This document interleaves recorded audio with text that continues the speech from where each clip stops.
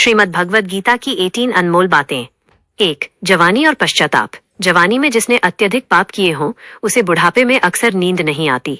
उसका शेष जीवन पश्चाताप की अग्नि में जलते हुए बीतता है। 2. गौ सेवा का महत्व। भगवान ने जिसे धन और संपत्ति दी है उसे गाय रखकर उसकी सेवा करनी चाहिए। इससे प्रभु अत्यंत प्रसन्न होते हैं। 3. कलयुग का वास। जुआ, मदिरापान, हिंसा, असत्य, मद और निर्दयता, इन सब विकारों में कलयुग का वास होता है, इसीलिए इसे घोर कलयुग कहा जाता है। 4. सद्गुरु की प्राप्ति। जो शिष्य ज्ञान प्राप्त करने के लिए सच्चा परिश्रम और लगन दिखाता है उसे मार्ग दिखाने वाला एक अच्छा गुरु सद्गुरु अवश्य मिलता है। 5. ईश्वर ही सत्य है। मनुष्य को अपने हृदय को बार बार समझाना चाहिए कि इस संसार में ईश्वर के सिवा उसका कोई नहीं है।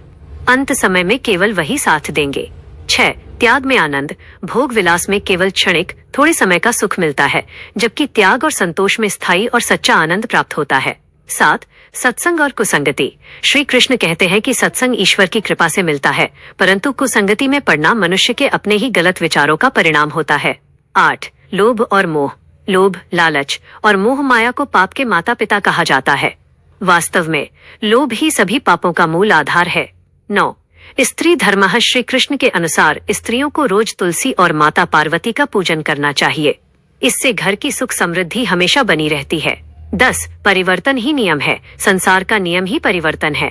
जो आज तुम्हारा है कल किसी और का था और परसों किसी और का होगा। 11. कर्म का अधिकार। मनुष्य को केवल कर्म करने का अधिकार है, फल की चिंता करने का नहीं। इसलिए बिना फल की इच्छा किए अपना कर्तव्य निभाएं। 12. ईश्वर की परीक्षा। भगवान मनुष्य को हर कसौटी पर कसकर और जांच परख कर ही अपनाते हैं, इसलिए मन में कभी गलत विचार न लाएं और सबके साथ प्रेम से रहें। 13. भीतर का सुख। सुख और आनंद मनुष्य के भीतर ही निवास करते हैं, परंतु वह उसे बाहरी वस्तुओं, घर और भौतिक सुखों में व्यर्थ ही ढूंढता फिरता है। 14. मन से वंदन। भगवान की उपासना केवल शरीर से नहीं बल्कि सच्चे मन से करनी चाहिए। प्रेम का बंधन ही ईश्वर को भक्त के पास खींच लाता है। 15. वासना और पुनर्जन्म। मनुष्य की अधूरी वासनाएं ही उसके अगले जन्म का कारण बनती हैं। इन्हीं विकारों के कारण जीवन में अशांति और परेशानियां आती हैं। 16. अहंकार का त्याग। मैं और मेरा का भाव ही दुखों की जड़ है। अहंकार को त्याग कर ही व्यक्ति शांति प्राप्त कर सकता है। 17. सद्गुणों का विकास।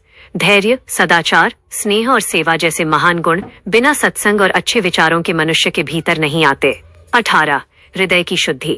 श्री कृष्ण कहते हैं कि जिस प्रकार मैले वस्त्र बदल दिए जाते हैं उसी प्रकार यदि हृदय में विकारों का मैल जमा हो जाए तो उसे तुरंत निकाल देना चाहिए।